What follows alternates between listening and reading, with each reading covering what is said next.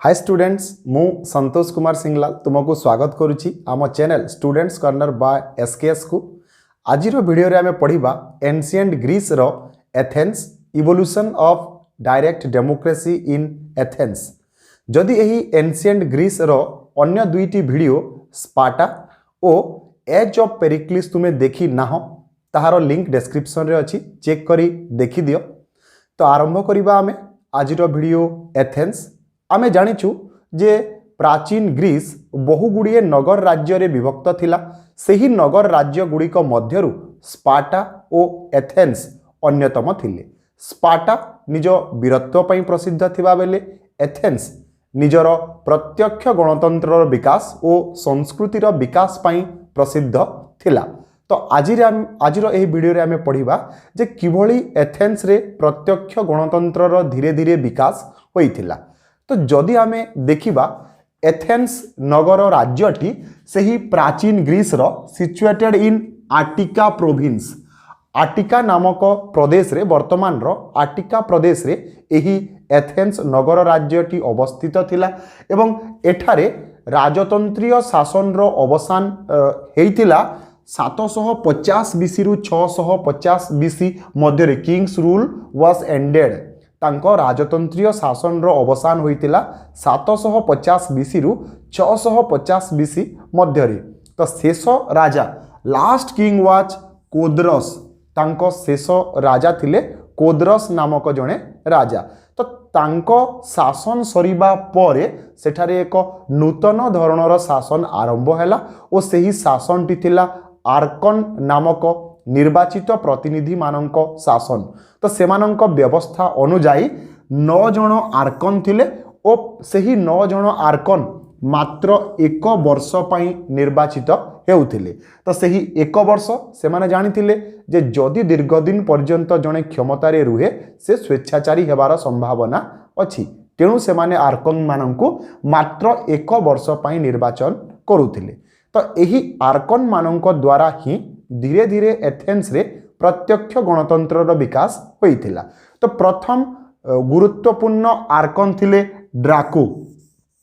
ड्राको आमे जानिछु पृथ्वीर प्रथम आईन प्रणेता रूपे परिचित। तांको पूर्वरु बेबिलोनिय सभ्यतार हाम्मुराबी मध्य आईन प्रदान करिथिले, किंतु ड्राको प्राचीन एथेंस रे तांको गुरुत्वपूर्ण कार्यटी थिला इन 624 बीसी बा 624 बीसी रे ही कोडिफाइड लॉ से एथेंस रे पूर्वरु प्रचलित थिबा समस्त आईन गुड़ी को लिपिबद्ध करिथिले। आमे जानिछु जे गणतंत्र शासन को आमे कहि थाउ आईन रो शासन। बिना कोनोसी लिखित आईन रे शासन व्यवस्थाटी दिगहरा होई थाए। ताकू गुरुत्व बा ताहार गुरुत्व को बुझी ड्राको निज शासन समय रे प्रथम करी एथेंस रो समस्त आईन गुड़ी को लिपिबद्ध करिथिले, किंतु his laws were so hard. तांको आईन गुड़ी को अत्यंत कठोर थिला। सही कठोर आईन मूल रे थिला लोकमानंकु श्रृंखलित करिबा, लोकमानंकु ठीक रास्ता रे नेबा। तेणु से कठोर करिथिले निजर आईन गुड़ी को। जहाँ भी हो से प्रथम करी एक आईन प्रणयन करिथिले और गणतांत्रिक शासन व्यवस्थार मूलभित्ति स्थापन करिथिले। नेक्स्ट गुरुत्वपूर्ण आर्कन जनक हेले सलोन। सलोन का शासन समय रे प्रकृत रे प्रत्यक्ष गणतंत्र क्षेत्र रे विकास आसीथिला। से he became archon in 594 BC से 594 बीसी रे एथेंस रो आर्कन रूपे निर्वाचित होइथिले। He introduced economic and constitutional reforms. से एथेंस रे केतेक अर्थनैतिक और सांविधानिक संस्कार आनिथिले। तांको शासन समय रे ही फॉर्म्ड इक्लेसिया। से इक्लेसिया बा एक शासन सभा जोंथिरे कि एथेंस रो समस्त नागरिक सदस्य थिले 30 वर्ष रु ऊर्ध्व बयसर।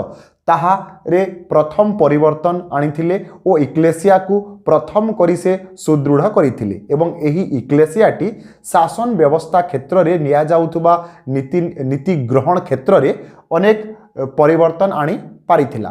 ताहा सोलोन को द्वारा ही संभवपर होई पारिथिला।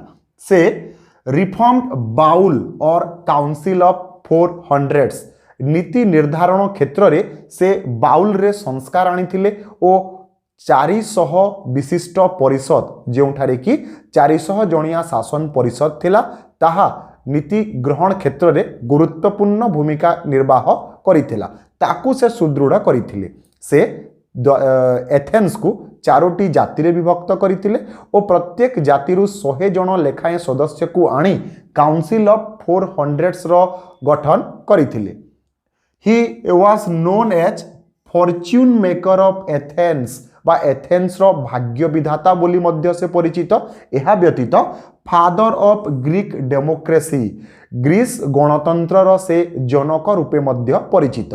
एहा व्यतीत तांकर एक अन्यतम इकोनॉमिक रिफॉर्म्स कौन थिला जे ही एबोलिश्ड लैंड मोर्टगेज सिस्टम जमी बंधक व्यवस्था को से उच्छेद करथिले। सही समय रे एथेन्स रे कोनोसी व्यक्ति ऋण नेले ताहार जमी बंधक देबाकू पड़ुतला ओ बेले बेले सही जमी को से हराइबा पई मध्य पड़ुतला।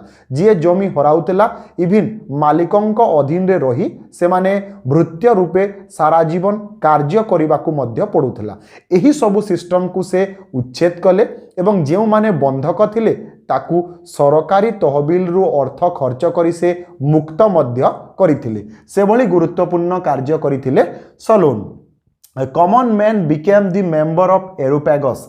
सही समय एक अति गुरुत्वपूर्ण संस्था थिला एरोपैगस। से एभली व्यवस्था कले जे साधारण मनुष्य मध्य सही एरोपैगस रो सदस्य होई पारुथिले। तो एते सबु गुरुत्वपूर्ण कार्य प्रत्यक्ष गणतंत्र रो विकास क्षेत्र रे सलोन को शासन समय रे संभवपर होई पारिथिला। एहा परे नेक्स्ट थिले पिसिस्ट्रेटस। तो पिसिस्ट्रेटस को शासन गुरुत्वपूर्ण थिला एथिपाई जे से निज पुत्रंक सहित दीर्घ 50 वर्ष पर्यंत एक छत्रवादी शासन रूपे एथेन्स को शासन करिथिले। से 546 बीसी रे एथेन्स रो आर्कन रूपे निर्वाचित होइतिले ओ तांको शासन समय रे ही इंट्रोड्यूस्ड सम रिफॉर्म्स। से किछि परिमाण रे शासन व्यवस्था रे संस्कार आनिथिले। अन्य जणे गुरुत्वपूर्ण आर्कन थिले क्लेस्थेनिस। क्लेस्थेनिस को शासन समय रे अनेक गुड़िए गुरुत्वपूर्ण संस्कार करा जाइथिला। तो से बा ही बिकम्स आर्कन इन 508 बीसी। से 508 ख्रीष्टाब्द रे एथेन्स रो आर्कन रूपे निर्वाचित होइथिले। ही फॉर्म्ड काउंसिल ऑफ 500। से एथेन्स रे 500 विशिष्ट परिषद रो गठन करिथिले। आमे पढिचु तांको पूर्वरु सलोन 400 जणिया परिषद गठन करिथिले किंतु क्लेस्थेनिस सेथिरे परिवर्तन करिथिले। से एथेन्स को 10 गोटी डैम्स रे बा जाति रे विभक्त करिथिले और प्रत्येक जाति रु 50 जन सदस्यों को आनी काउंसिल ऑफ 500 रो गठन करिथिले। काउंसिल ऑफ 500 गुरुत्वपूर्ण निष्पत्ति ग्रहण क्षेत्र रे सहाय्य करुथिला। से एक गुरुत्वपूर्ण कार्य करिथिले ताहा थिला ही इंट्रोड्यूस्ड ऑस्ट्रासिज्म। से देश बहिष्कार प्रथा बा ऑस्ट्रासिज्म नामक एक प्रथार प्रचलन करिथिले।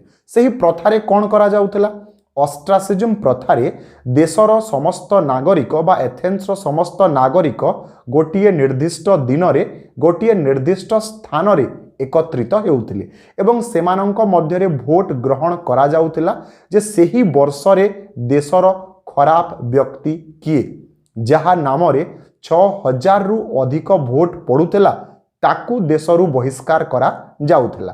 तो प्रथार नाम ऑस्ट्रासिज्म काहे कि रहिला कारण रोट नेम इन ऑस्ट्राकन स्टोन। ऑस्ट्राकन नामक एक पथर उपरे से माने तांकर सही दुर्नीतिपूर्ण बा खराब व्यक्ति नाम लेखुतिले। सही पथरर नाम अनुजाई प्रथा को कहागला ऑस्ट्रासिज्म। तो ऑस्ट्रासिज्म प्रथारे जन को देशरु निर्वासित करने को हेले केते 6000 खंड भोट आवश्यक पड़ुथिला। तो यही ऑस्ट्रासिज्म प्रथाटी शासन व्यवस्था को नीति नियम मानि चलिबा पई प्रशासक माननकु बाध्य करिथिला। तो यह थिला एथेन्स रे प्रत्यक्ष गणतंत्र रो विकास। यह परे बुझिबा दुईटी पारसिक युद्ध। तो प्रथम पारसिक युद्ध बा फर्स्ट पर्शियन वार होइथिला 492 बीसी रे।